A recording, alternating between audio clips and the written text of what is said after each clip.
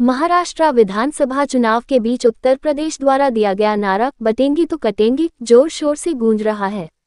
साथ ही इस नारे पर महाराष्ट्र में सियासत भी तेज हो गई है। दरअसल इस नारे पर महायुति के नेताओं के बीच ही तकरार है।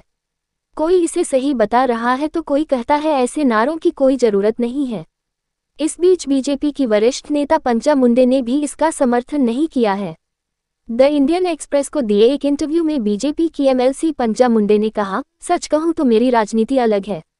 मैं सिर्फ इसलिए इसका समर्थन नहीं करूंगी क्योंकि मैं उसी पार्टी से हूं। मेरा मानना है कि हमें सिर्फ विकास पर काम करना चाहिए।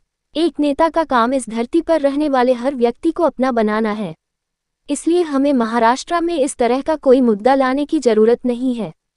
पंकजा मुंडे से पहले महायुति में शामिल राष्ट्रवादी कांग्रेस पार्टी के प्रमुख अजित पवार भी इस नारे का विरोध कर चुके हैं। उनका कहना है कि महाराष्ट्र में बटेंगे को कटेंगे नारा काम नहीं करेगा।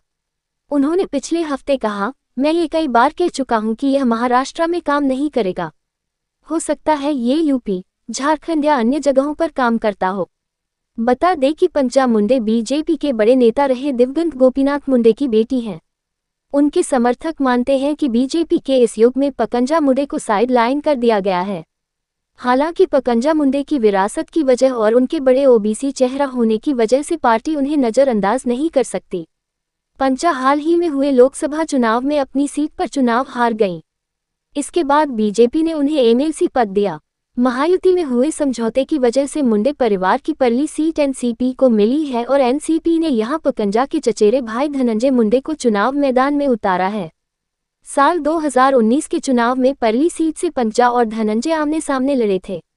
इस सीट पर धनंजय को जीत हासिल हुई थी।